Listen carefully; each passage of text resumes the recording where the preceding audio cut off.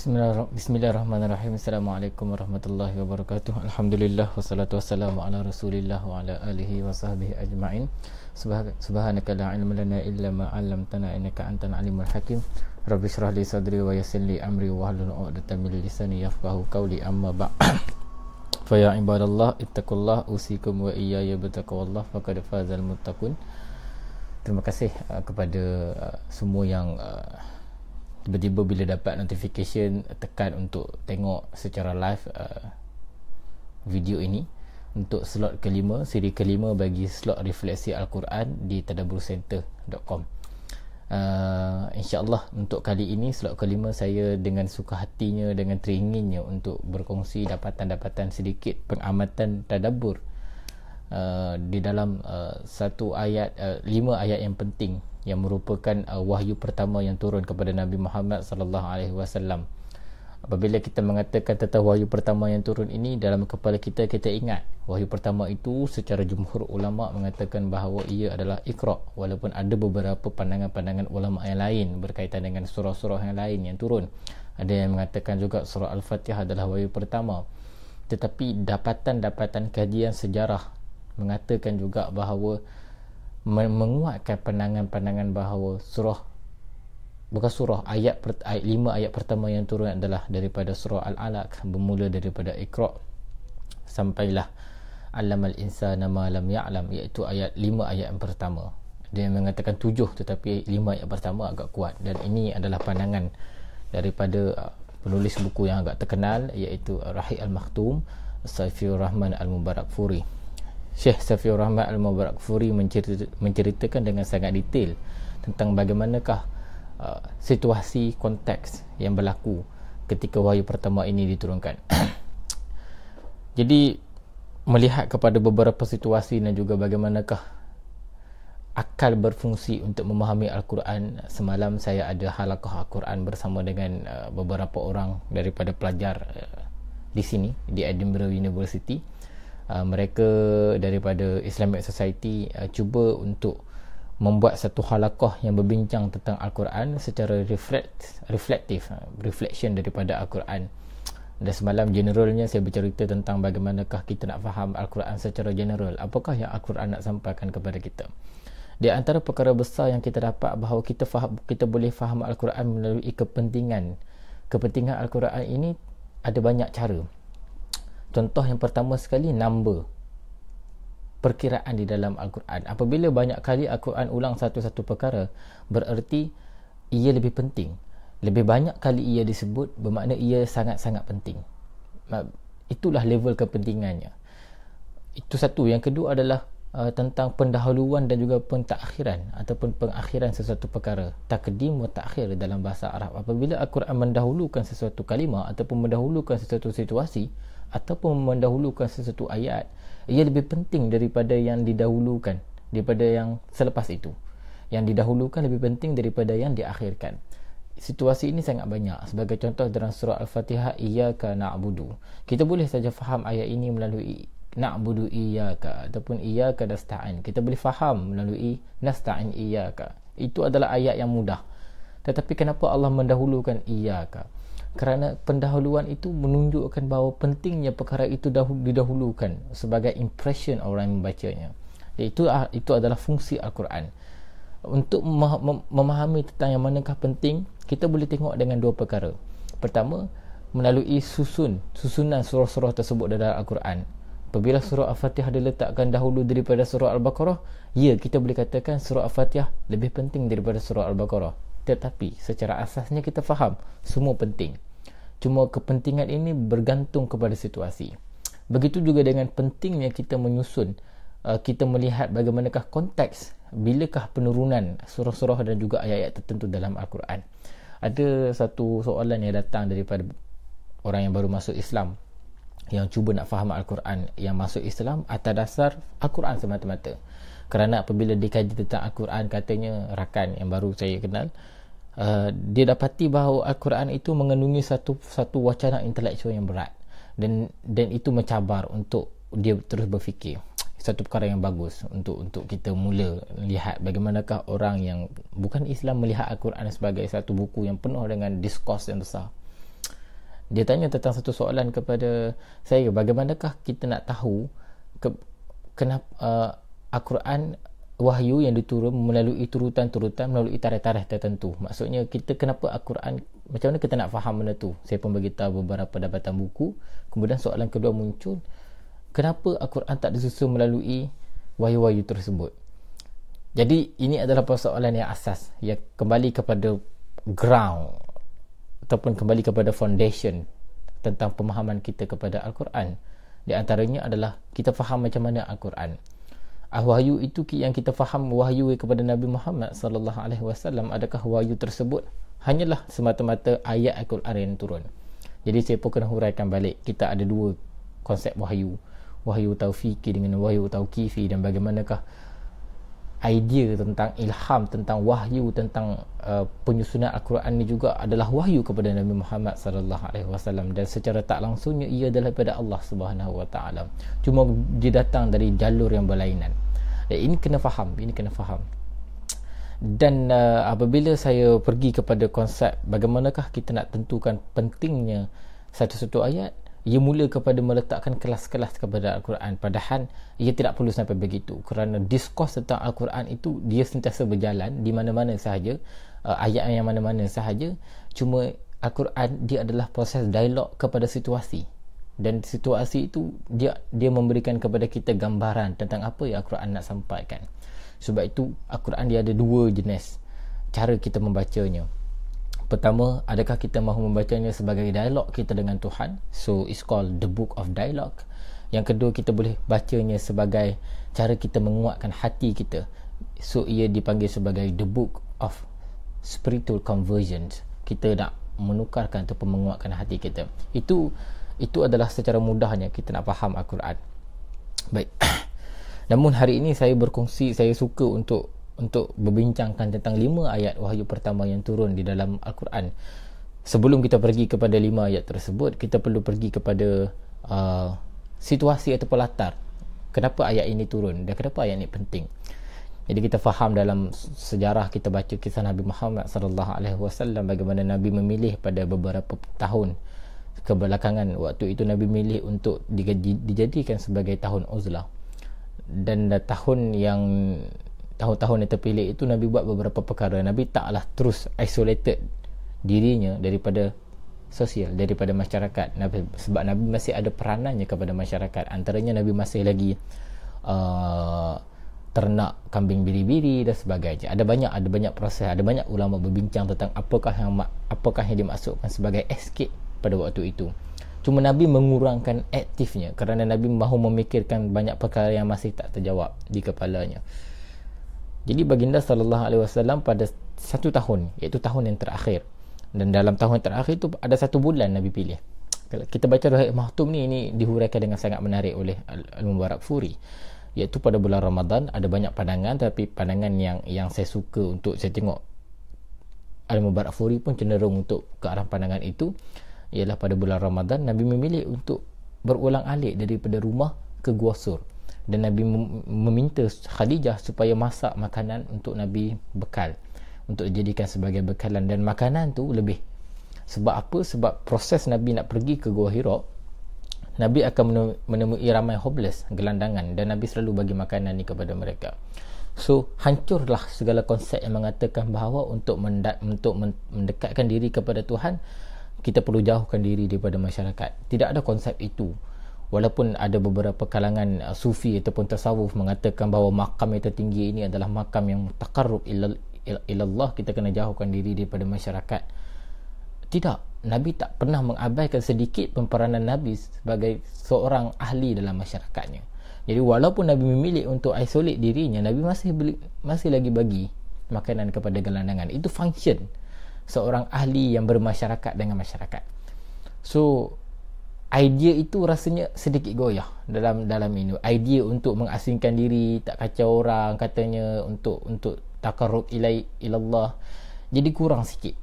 Tak cukup kuat untuk kita katakan kita mahu mendekatkan diri dengan mengasingkan diri kepada Allah, dengan mengasingkan diri daripada masyarakat. Sedangkan perkara itu dia seiring. Cara untuk mendekatkan diri kepada Allah adalah dengan melunaskan fungsi diri kepada masyarakat. Itu satu. Kemudian datanglah pada yang sangat famous, cerita yang kita semua kenal, yang kita semua tahu tentang bagaimanakah wahyu pertama turun. Jibril datang, kata kepada Nabi sallallahu alaihi wasallam, Iqra, Iqra, dan Nabi menjawab, ma ana biqari'in, aku bukanlah orang yang membaca. Ada beberapa persoalan timbul, kenapa Allah menyuruh, kenapa Jibril ataupun wahyu pertama menyuruh Nabi melakukan sesuatu yang dia tak mampu lakukan. So Nabi kata, aku bukanlah orang yang membaca, ma ana biqari'in. Baik, apakah fungsi Iqra?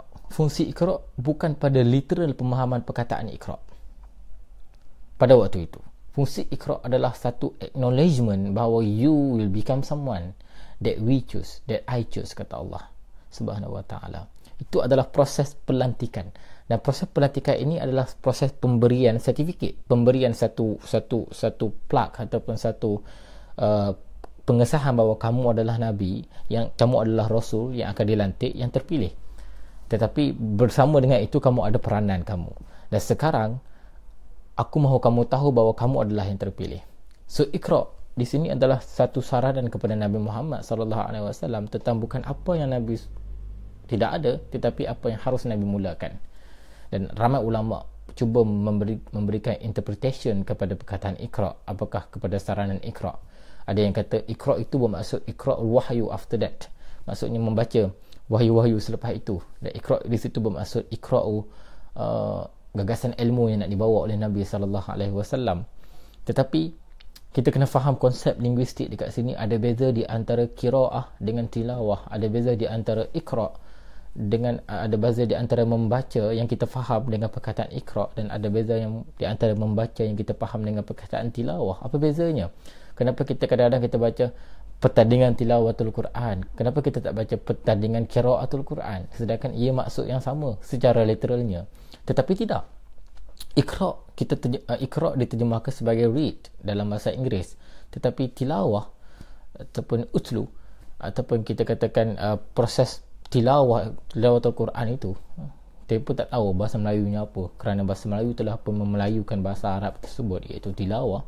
Tilawatul Quran diterjemahkan sebagai recitation, recite. So recite adalah bacaan secara literal, maksudnya kamu kena membaca dan bacaan itu mesti didengar secara literal, membaca. Tetapi Iqra tidak semestinya itu. Iqra adalah bacaan yang ada substance. So dekat sini Iqra bererti kamu kena membaca, tetapi membaca di sini bukanlah artinya membaca buku, membaca bahan-bahan yang baru tulis. Membaca di sini adalah merenungi apa yang kamu ada, dan dalam keadaan tertentu, dalam konteks yang tertentu. Itu seperti konteks Nabi Muhammad sallallahu alaihi wasallam, apa yang kamu lakukan, kamu sedang beruzlah dan kamu sedang melakukannya, iaitu kamu sedang merenungi alam-alam ini. So Iqra adalah satu proses renungan, pembacaan alam. Sebab itu pembacaan alam ini satu wacana yang besar. Pembacaan alam adalah satu simbol kepada pencarian Tuhan. Sebab itu sangat besar, sangat banyak kali Allah bercakap tentang alam semesta di dalam Al-Quran, dan ia adalah satu sign, satu tanda kepada kewujudan Tuhan. So bacalah alam untuk memberikan jawapan apa yang kamu cari selama ini, iaitu tentang di manakah Tuhan, tentang adakah Tuhan, tentang banyak kali tentang masalah-masalah spiritual yang sedang kamu cari selama ini. Nabi faham, Allah faham apa yang Nabi cari, dan itu memang ditakdirkan dan dirancang sebegitu. Maka Iqra adalah proses kepada memberi jawapan kepada proses uzlah Nabi, dalam masa yang sama memberikan satu transisi kepada babak baru yang akan datang dalam hidup Nabi, bukan lagi sebagai seorang Muhammad, tetapi sebagai seorang Rasul selepas ini. Itu adalah perbincangan. Iqra, Tariq Ramadan mengatakan bahawa Iqra adalah satu proses asosiasi yang datang dengan dua perkara, dengan dua fakulti. Pertama, Iqra harus dibaca, maksudnya kamu kena membaca dengan memikirkan tentang Tuhan, dan dalam masa yang sama Iqra adalah proses pembacaan tentang pencarian makna tauhid di dalam diri kita. So ada dua fakulti yang berfungsi dengan perkataan Iqra, mind, akal fikiran, dan juga spiritual, hati. So ia adalah association kedua-dua ini. Menarik perbincangan ini sebenarnya, cuma saya nak letak perspektif bahasa yang lain. Dalam Al-Quran kita kena faham konsep arahan. Apabila datang konsep arahan, contohnya kul huwallahu ahad, perkataan kul yang bermaksud bacalah. Contohnya perkataan aqimus solah, sembahyanglah. Okey, so, persoalan arahan di dalam Al-Quran akan, kalau kita jumpa mana-mana ayat, mana-mana perkataan yang berbentuk arahan, kita kena faham dalam kepala ada 3 perkara yang pasti melalui ayat ini selain pada maksudnya. Yang pertama, arahan datang dengan membawa maksud, benda itu perlu dilakukan segera, immediately. Maksudnya arahan, kalau datang kepada arahan, datang melalui arahan, kena buat segera. Contoh, Qul a'udzu birabbin nas. Kalau kita tak baca qul pun kita faham ayat itu, a'udzu birabbin nas, aku berlindung kepada Tuhan manusia. Tetapi kenapa ada perkataan katakanlah? Kerana di situ nak membawa maksud bersegera untuk katakan aku berlindung kepada manusia. So you need to immediately admit that. Maksudnya kita kena bersegera untuk mengaku bahawa kita ada Allah sebagai protector kita. Itu ada dia punya maksudnya. Yang pertama. Yang kedua adalah qul adalah proses untuk mendidik kamu untuk mengembalikan satu nilai yang perlu ada dalam diri kamu, iaitu ketaatan. So bila ada ketaatan ini, kamu sedang mengembalikan nilai yang mungkin telah terhakis oleh banyak perkara. So bila Allah kata qul, maksudnya kamu kena taat, dan aku mahu kamu menjadi orang yang taat, hamba yang taat. So automatically konsep ketaatan kembali diinstall ke dalam diri kita hanya kerana arahan Allah daripada satu perkataan. Itu penting, sebab tu kita kena faham. So yang pertama, immediately, bersegera. Yang kedua, menginstall semula ketaatan dalam diri hamba. Yang ketiga ialah, ni yang penting, kita kena faham Allah sedang berbicara dengan dekat. Kerana arahan tak datang daripada orang yang jauh, arahan datang daripada orang yang dekat. Arahan pelik kalau kita jumpa, contohnya arahan itu datang daripada orang yang kita tak kenal. Kalau dia Perdana Menteri boleh terima, tapi kalau orang kita pun tak pernah jumpa, tak ada jawatan apa benda, apa dia punya sebabnya, kita tak faham. So arahan dia datang daripada orang yang dekat. Sama ada mak dengan ayah kita, dia akan cakap direct dengan kita. Dia mesti cakap direct dengan kita. Maksudnya jarak di antara yang memberi arahan dengan yang menerima arahan mesti dekat. Itu adalah satu bukti bahawa jarak kamu dengan dia, orang yang memberi arahan contoh, dengan orang yang menerima arahan dekat. Dan di dalam keadaan ini, konteks ini, yang memberi arahan adalah Allah dan yang menerima arahan adalah kita ataupun Nabi Muhammad SAW pada waktu ini, dekat. So 3 sekaligus, 3 mesej datang, 3 makna datang. Pertama, kamu kena bersegera melakukannya. Kalau kamu tidak bersegera melakukannya, kamu gagal menyahut suruhan ini. Yang kedua, kamu kena faham, kamu sedang mendidik diri kamu untuk menjadi orang yang taat, hamba yang taat kepada Allah. Automatically Allah nak selamatkan kita. Sebelum kamu tergelincir menjadi orang yang terlupa tentang Tuhan dan terlupa tentang kewujudan Tuhan, so aku selamatkan kamu awal. Itu adalah secara tak langsungnya, itu yang Allah nak sampaikan kepada kita. Jadi yang ketiga, ini sangat penting, kita kena faham arahan hanya datang daripada yang dekat dengan kita. Dan Allah nak beritahu, I am very close to you, aku sangat dekat dengan kamu. So itu konsep arahan, dan ia boleh diaplikasikan di dalam mana-mana konsep arahan di dalam Al-Quran, insyaAllah. Dan seterusnya, perkataan Iqra', ini adalah wacana perkataan Iqra'. Dan perkataan Iqra' datang automatik, ia datang dengan maksud-maksud yang tadi. Bersegeralah kamu, dan ia adalah satu proses didikan kepada kamu untuk taat. Nak install ketaatan dalam diri Nabi sebagai seorang Rasul. Itu yang pertama sekali. Contoh hal ini juga ada dalam kisah Nabi Musa. Misalnya bila Nabi Musa pertama kali bercakap dengan Tuhan kan, Allah suruh Nabi Musa supaya fakhla'na alaik, kamu kena buang kasut tu. Kenapa arahan? Kerana ia adalah satu proses nak mendidik Musa untuk menjadi taat. Ketaatan kena ada dulu sebelum kita bincang benda lain. Itu contohlah. Dan memang ini penting pun, dan itu adalah hubungan yang sangat kuat. Nak install ketaatan kepada hamba dulu sebelum kita bincang benda lain. Okay, itu adalah Iqra'. Dan bila ia datang dalam bentuk suruhan, dan kita sebagai orang yang membacanya, sebagai hamba yang membacanya, dan sebagai umat Nabi Muhammad SAW, apakah konteks suruhan ini kepada kita? Maka kita pun faham Iqra' adalah satu suruhan yang datang pada peringkat pertama wahyu, kerana ia adalah segala kepentingan yang sangat maha penting. Maksudnya dia sangat penting. Asas kepada agama ini adalah Iqra. Agama ini tidak akan menjadi agama yang difahami, yang dianuti, yang orang pakainya dan orang gunakannya, yang digunakan sebagai cara hidup tanpa asas Iqra. So Iqra adalah dua proses. Pertama, rasional di dalam beragama. Semua benda yang agama nak bawa semua mesti kena dengan cara hidup manusia. Kalau benda tu pelik, dia mesti ada benda yang lain yang support.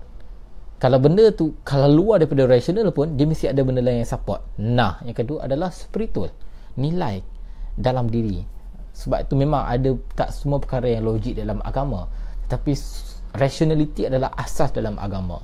Kita tak boleh nak bincang, kita tak boleh nak kata semua benda tak rasional. Itu adalah agama, kena taat saja. No, agama sangat menekankan konsep berfikir dalam beragama. Dan Iqra adalah buktinya. Cuma persoalan je, pemikiran ataupun proses berfikir, dia boleh pergi kepada dua perkara. Dia boleh pergi kepada kekufuran, dan dia boleh pergi kepada keimanan, kepercayaan ataupun ketaatan. So macam mana kita nak navigate benda ni? Macam mana kita tahu bahawa proses berfikir akan cipta dua jalan ini? Sebab apa selepas itu? Apa selepas perkataan Iqra tadi? Seradan Iqra tadi. Iqra bismi rabbikal ladzi khalaq. Dengan nama Tuhanmu yang menciptakan. So Iqra yang sebenar adalah Iqra yang navigate dengan nama Tuhan, yang dia ketika dia proses berfikir dia dijalankan, dia dijalankan itu dengan niat yang baik. So sekarang proses berfikir harus dijalankan, tetapi tujuan juga perlu diciptakan. Tujuannya adalah mencari Tuhan, ataupun tujuannya adalah dengan nama Tuhan. So macam mana proses kita nak pastikan kita align dengan proses berfikir ke arah mencari Tuhan? Allah kata bismi rabbikal ladzi khalaq, dengan nama Tuhanmu yang menciptakan. Allah nak kita tentukan ataupun kita berfikir melalui penglihatan kita kepada apa yang tercipta dan apa yang diciptakan Allah Subhanahu Wa Taala. Dengan nama Tuhanmu yang menciptakan. Allah boleh kata dengan nama Tuhanmu yang menciptakan syurga, dengan nama Tuhanmu yang mengazabkan. Allah boleh pilih macam-macam perkataan, tetapi kenapa Allah kata Iqra bismi rabbikal ladzi khalaq, yang menciptakan ataupun yang telah menciptakan, maksudnya benda ni telah tercipta. Sebab untuk orang yang pertama dan untuk benda yang cepat akses kepada kita adalah lihat dan renung sahaja apa yang ada depan mata kamu. Everything have been created by Allah Subhanahu Wa Taala. So just membaca adalah proses pengamatan dan juga proses reflect kita kepada apa yang kita lihat. So dia panggil contemplation. Pengamatan kita kepada satu perkara yang telah diciptakan Allah perlu ada proses reflect yang sangat-sangat dalam, deep reflection, dan ia akan menghasilkan pengenalan kita kepada Allah Subhanahu Wa Taala. Semuanya adalah Tuhan yang menciptakan. So bila Allah guna perkataan Rabb, ia datang bersama dengan perkataan itu maksud-maksudnya yang tertentu. Bukan hanya Tuhan, tetapi Rabb juga bermaksud maintainer, orang yang mempertahankan, orang yang maintain benda itu, dan manager, orang yang menguruskan, orang yang memberikan anugerah kepada apa yang diciptakan. Banyak perkataan Rabb itu ada banyak maksud, dan itu datang sekaligus dengan makna Rabb. Jadi Iqra bismi rabbikal ladzi khalaq, bacalah dengan nama Tuhanmu yang menciptakan. Setelah kamu melihat semua ciptaan ini, kamu akan berbalik kepada ciptaan yang mudah, ciptaan yang akhirnya membuatkan kamu sedar tentang kewujudan Tuhan. Allazi khalaqal insana min alaq, yang menciptakan manusia daripada alaq. Okey, proses contemplation ini berlaku dalam banyak dimensi. Dimensi kita melihat kepada alam, dan juga dimensi kita melihat kepada diri kita sendiri. So sekarang ni ada dua jalan. Pertama, melihat kepada ciptaan, tetapi dalam masa yang sama untuk pergi lebih dalam, kamu melihat kepada ciptaan yang ada dalam diri kamu. So it's actually looking ke depan dan melihat apa yang ada, yang boleh kita nampak, dan pergi pula ke dalam, itu melihat apa yang ada di dalam. Khalaqal insana min alaq. Dan bacalah Iqra wa rabbukal akram, dan bacalah, dan Tuhan kamulah yang paling mulia. Kerana proses pembacaan ataupun proses berfikir harus pergi kepada satu perkara, iaitu mencari dan juga mengertikan kemuliaan Tuhan itu sendiri. Akram, kemuliaan Tuhan itu sendiri. Allazi 'allama bil qalam, yang mana Tuhan itu yang tahu segala perkara yang tertulis. Benda besar. Berfikiran, proses berfikir akan menatijahkan banyak benda. Antara perkara yang kita akan yang dinatijahkan oleh orang yang berfikir adalah proses penulisan, kerana di situlah pemikiran terkumpul. Qalam. Nabi Allah sebut tentang perkataan qalam, maksudnya result daripada fikiran itu adalah qalam, penulisan, contoh. Dan itu juga Allah tahu. Dan Allah ajar kamu tentang cara itu. So dia ada proses berfikiran yang sangat, kitaran proses berfikir ini sangat cantik dicantumkan dalam wahyu pertama ini. Untuk apa semua benda ini, dan untuk apa kamu mesti ambil gagasan Iqra ini, dan kamu kena pastikan gagasan ini sentiasa berjalan, kerana ia adalah suruhan dan ia mesti segera diambil, iaitu Iqra. Kerana apa? Kerana ia adalah satu proses yang takkan berhenti. Di dalam hari ini kita melihat bahawa orang beragama bukan lagi dengan apa yang difikir, tetapi dengan apa yang diterima. Agama bukan itu. Agama bukan apa yang aku ambil daripada ustaz dan juga tok guru aku dan aku buat tanpa aku berfikir tentang apa yang aku buat. Itu salah. Kerana proses asal agama adalah berfikir, dan ia mesti berada di atas fikiran-fikiran yang tertentu, fikiran-fikiran yang penuh dengan rasionalisasi atau rationality. Kita perlu faham di manakah, apakah asas kepada kita apa yang kita lakukan. Selama mana kita solat, tak pernah sekalipun terlintas dalam diri kita untuk faham apakah maksud Al-Fatihah yang kita baca, sebagai contoh. Takkan kita hanya ambil dan kita terus amalkan. Jadi ini adalah satu perkara yang gagal, yang sangat kurang dalam agama. Setiap orang, di mana pun dia belajar, aliran mana pun dia ikut, dia kena pastikan dia menyimpan satu perkara yang besar dalam dirinya sebagai seorang insan, iaitu proses berfikir tanpa ada gangguan. Proses untuk dia berfikir tanpa ada gangguan. Bila dia tanya soalan, tak ada orang kata soalan kau ni bodoh, soalan kau ni tak perlu ditanya, soalan kau ni adalah soalan yang melanggar tata cara orang beragama. No, bertanya soalan dan juga berfikir tentang agama adalah proses Iqra yang sangat ditekankan oleh ramai orang. Maka proses berfikir ini perlu dijalankan untuk melahirkan satu akal, sejenis akal yang berfungsi, yang bila orang kata bila orang tanya soalan tentang hadis ni sahih ke tidak, dia tak rasa bahawa itu adalah satu soalan yang berbentuk accusation. Dia tak rasa macam dia kena hentam. Dia rasa itu adalah satu soalan yang sangat besar, kerana ia adalah soalan yang berkaitan dengan agama, sumber agama. Bila orang datang dan tegur tentang okey, apa yang aku faham tentang satu-satu perkara, benda ini agak lemah dalam sumber agama, dia tak rasa macam hang kacau aku lah, jangan kacau orang boleh tak? Dia tak rasa macam tu. Dia rasa macam bila ada orang cakap macam tu, dia mula tengok betul ke apa yang dia cakap. Dia mula ada rasa untuk berfikir semula.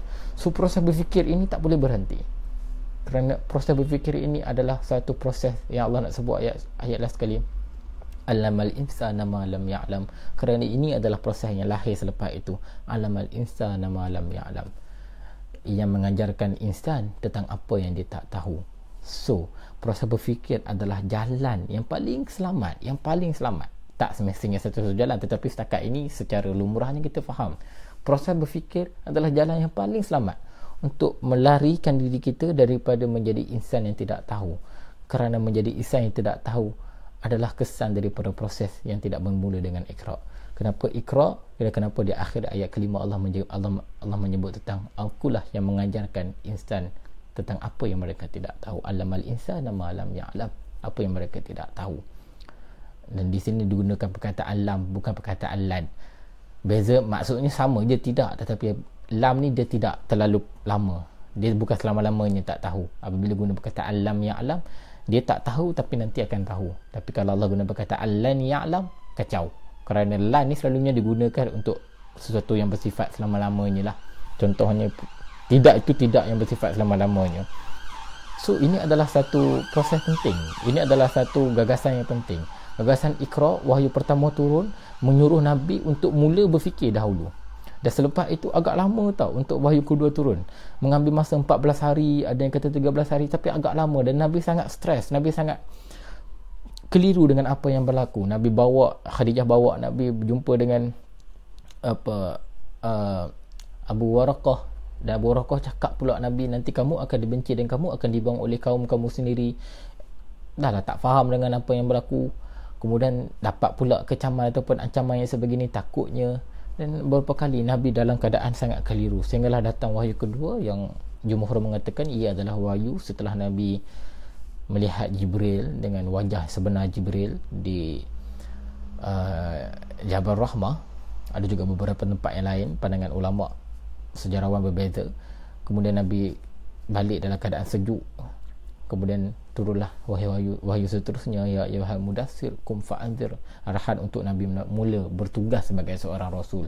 Ya ayyuhal mudaththir qum fa'anzir wa rabbuka fakabbir. So arahan dia datang dalam keadaan yang sangat, dalam ayat yang sangat pendek, qum fa'anzir wa rabbuka fakabbir. Dan selepas itu datanglah ayat-ayat demi ayat demi ayat, sehinggalah datangnya surah yang sempurna yang pertama turun, iaitu surah Al-Fatihah, sebagai manifesto, sebagai satu master plan kita, bukan master plan, sebagai polisi kita yang kita nak bawa kepada orang. Jadi ini adalah agama kami, surah Al-Fatihah itu. Okay, nanti kita bincanglah benda itu.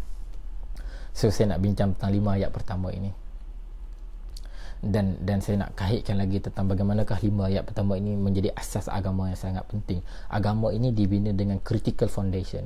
Dia tak dibina dengan emotional foundation semata-mata. Dia tak dibina dengan something yang sangat kita rasa nak ikut. Dia tak macam tu. Agama dia punya asas agama adalah very critical foundation. Dia mesti critical. Critical ni maksudnya agama ini dia ada dia punya cara berfikir dia punya tradisi dia yang sangat kuat, yang sangat strong. Tak ada orang pun boleh kata ini salah. Contoh, apabila kita bercakap tentang sumber agama, tidak ada siapa yang boleh, sampai setakat ini tidak ada siapa yang boleh memberikan justifikasi bahawa Al-Quran adalah yang telah diubah selepas Nabi Muhammad. Tidak ada orang. So itu kekuatan agama. Dan sampai hari ini tidak ada orang yang boleh memberikan justifikasi bahawa sumber agama Islam ni adalah rapuh, hadis-hadisnya adalah hadis yang dibuat. Tak, kerana dalam agama kita ada bincang hadis yang sahih macam mana, hadis mutawatir apa, hadis itu apa, dan ini apa. Dan apabila kita rasa takut bila orang tanya hadis ini sahih ke tidak, kita sedang menggugurkan critical foundation ini. Kita sedang menggugurkan sumber agama yang sangat besar dan yang sangat memelihara kesucian agama itu sendiri. So berhati-hatilah. Jangan kerana kita ikut satu aliran, dan kerana kita tak berapa suka satu aliran, kita jadi fobia dengan aliran tersebut. Semua benda kita nak hantam. No, kita aliran ke tidak aliran ke tak penting. Yang penting adalah bagaimana kita beragama.